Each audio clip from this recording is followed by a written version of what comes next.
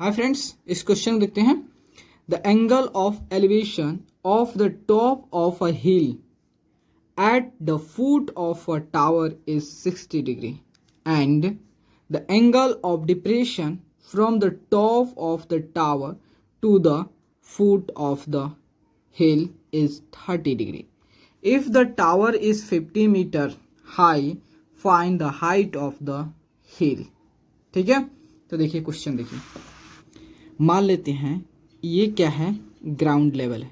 ठीक है, समझिए ग्राउंड लेवल है, ग्राउंड है, और ग्राउंड पे यहाँ पे क्या है, एक हिल है, हिल है। ठीक है, ये समझिएगा हिल है, और एक टावर भी है, यहाँ पे एक टावर है। ठीक है, तो यह हमारा क्या है, हिल है, और ये क्या है, टावर है। कोई दिक्कत यहाँ तक? और इस टावर की जो हाइट है ये आपका मेंशन है, कितना दिया है, 50 मीटर दिया है, इसमें तो कोई दिक्कत नहीं है। तो देखिए, तो क्या हो रहा है कि जब हम ये टावर है, ये टावर के बेस से यहाँ से और हील के टॉप को देख रहे हैं, मतलब जो हील है, हील के टॉप को, इस पॉइंट को देख रहे हैं, तो एंगल ऑफ एलिवेशन जो होता है कितना हो रहा है, एंगल ऑफ एलिवेशन जो होता है वो आपका 60 डिग्री हो रहा है। ठीक है, एंगल ऑफ एलिवेशन 60 डिग्री हो रहा है। लेकिन अब हम क्या करें, टॉप से यहाँ से देख रहे हैं, यहाँ से इस टावर के टॉप से इस हिल के बेस को देख रहे हैं। पहले हम इससे जो टावर था, टावर के बेस से हम हिल के टॉप को देखते थे, तो एंगल ऑफ एलिवेशन 60 डिग्री बन रहा था। लेकिन यहाँ से जो हमारा टावर है, टावर के टॉप से अब इसके बेस को भी देख रहे हैं, तब वहाँ पे angle of depression, angle of depression कितना हो जा रहा है, एंगल ऑफ डिप्रेशन जो होता है 30 डिग्री फॉर्म हो रहा है। ये 30 डिग्री देखिए, आपको समझा रहे हैं, यहाँ पे एंगल 30 डिग्री होगा। ठीक है, ये क्यों 30 डिग्री हो गया आपको मैं अभी बता रहा हूँ। ठीक है, समझा दे रहा हूँ। ठीक है, तो देखिए जैसे मान लेते हैं, ये देखिए ये दो पैरेलल लाइन है। ठीक है, समझिएगा ये दो पैरेलल लाइन है, तो अगर ये एंगल 30, तो ये भी एंगल 30 हो जाएगा कि नहीं हो जाएगा, किससे, अल्टरनेट एंगल से। तो हम जानते हैं, यहाँ देखिए समझिएगा कि जब यहाँ से बेस से जब हम देखते हैं कि जब क्या होता है कि हम किसी भी पॉइंट से ऊपर की तरह देखते हैं, तो वहाँ पे एंगल ऑफ एलिवेशन बनता है जो लाइन ऑफ साइट है और हॉरिजॉन्टल प्लेन है, हॉरिजॉन्टल लाइन है। और जब किसी टॉप से हम किसी नीचे देखते हैं, मतलब ऊपर से नीचे देखते हैं, तो वहाँ एंगल ऑफ डिप्रेशन बनता है, जो लाइन ऑफ साइट हमारा यह हो गया और हॉरिजॉन्टल लाइन हमारा यह हो गया। ठीक है, तो यह 30 हो गया, तो ये 30, तो ये भी 30 हो, किससे, अल्टरनेट एंगल से। तो यहाँ पे आपका दो एंगल फॉर्म होगा। कौन कौन सा, अगर आप ध्यान देंगे तो एक एंगल आपका यह है। ठीक है, एक एंगल आपका ये है। ठीक है, और दूसरा जो है ये एंगल है, दूसरा एंगल ये है।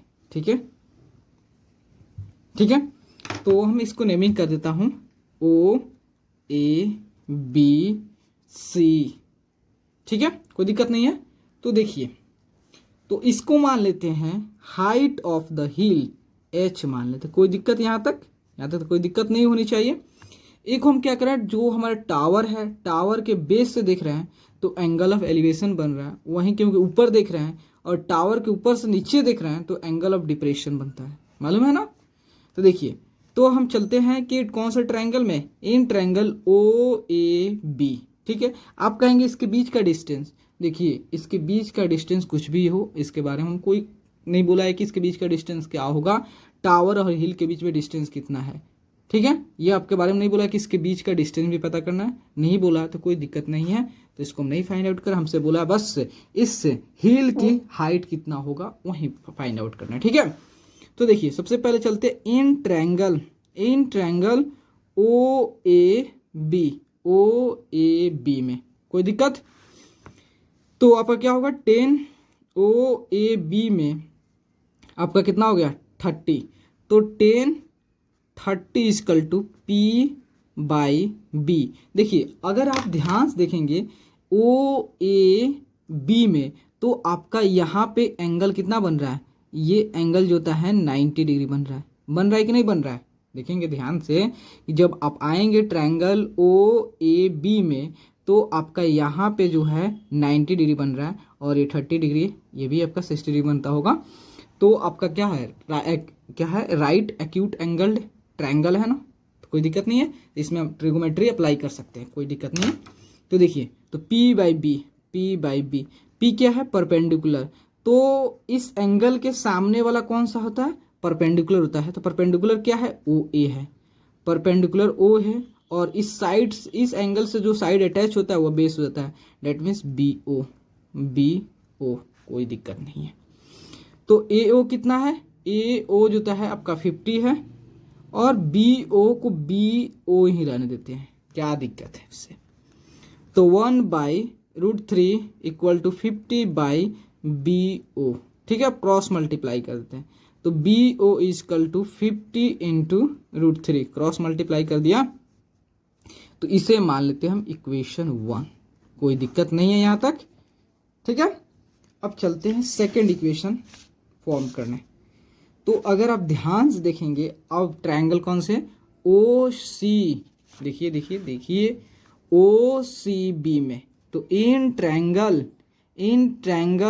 ओ सी बी में, तो ओ सी बी में देखेंगे तो आपका यह एंगल कितना है 60 डिग्री है, और ये टोटल एंगल कितना है, ये टोटल एंगल जो है आपका 90 डिग्री है। तो इसका मतलब राइट एंगल ट्रायंगल ये भी है। In triangle O C B 10 60 degree, देखिए यह 60 डिग्री है, तो 10 60 equal to P by B, तो P क्या होगा इसके साइड, इसके अपोजिट साइड जो है आपका BC हो गया, तो BC बाई और ये BO, ठीक है, परपेंडिकुलर BO, तो BC कितना दिया H दिया है, H बाई BO को BO ही रहने देते हैं, कोई दिक्कत है नहीं है।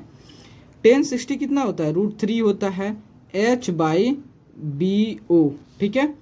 अब इसका क्रॉस मल्टीप्लाई करते हैं, BO equal to H by √3, क्योंकि BO को इधर शिफ्ट कर दिया और √3 को इधर शिफ्ट कर दिया, कोई दिक्कत तो नहीं होनी चाहिए।